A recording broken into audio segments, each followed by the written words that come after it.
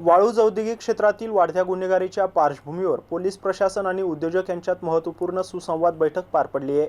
मसिया आणि औद्योगिक संघटना तसेच पोलीस आयुक्तालयाच्या संयुक्त विद्यमाने आयोजित या बैठकीमध्ये उद्योजकांच्या सुरक्षेसाठी विविध उपाययोजनांवर चर्चा करण्यात आली आहे।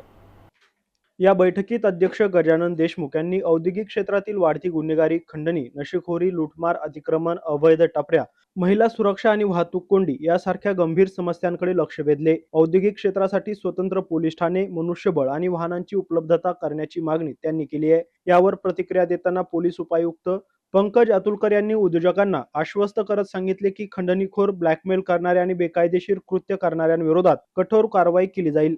कोणतीही घटना लपवू नये, तक्रारी लेखी स्वरूपात द्याव्यात आणि सीसीटीव्ही कॅमेरे बसवण्यावर भर द्यावा असं त्यांनी स्पष्ट केलंय।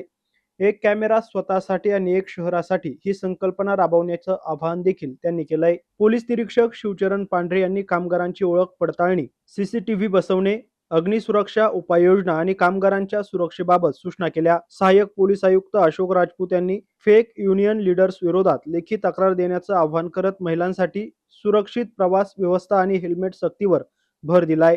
बैठकीत अत्यावश्यक ठिकाणी पेट्रोलिंग वाढवणे, वाहतूक समस्यांसाठी अभियांत्रिकी उपाययोजना तसेच MIDC आणि MPCB संबंधित तक्रारींवर योग्य कार्यवाही करण्याचे आश्वासन पोलीस प्रशासनाने दिले आहे। अशोक साठे, MC न्यूज वाळूज, छत्रपती संभाजीनगर। एरियामध्ये फ्लोटिंग पॉप्युलेशन असतो, म्हणजे तिथून लोक येतात, काम करतात, निघून जातात। सो आपला MIDCचा हे परिसर आहे, ते लोकांचा रिकॉर्ड कीपिंग ठेवायला अवघड असतो, because they are not permanent residents of our villages किंवा आपल्या शहराचे। तर त्यांनी डीजी सरांनी एक कॅमेरा स्वतःसाठी, एक कॅमेरा शहरासाठी ही योजना राबवायला सूचना दिली आहे। आपण कॅमेरे बसवतात आहेत, जसं की डीजी सरांनी आम्हाला सांगितले जेंडर फ्रेंडली वर्क स्पेसेस, आणि इन लाईट ऑफ TCS नाशिकचा केसमुळे हे थोडासा इम्पॉर्टंट असतो। तो प्लीज आपल्या स्तरावर किंवा आमची दामिनी पथकचे लेडी अधिकारी अंमलदार येऊन पॉश ऍक्ट बाबतीत आपल्याला हे देऊ शकता, पॉक्सो ऍक्ट बाबतीत आपल्याला मार्गदर्शन देऊ शकता। So taking care of our female employees is priority from हे पॅन इंडिया स्तरावर चालू आहे।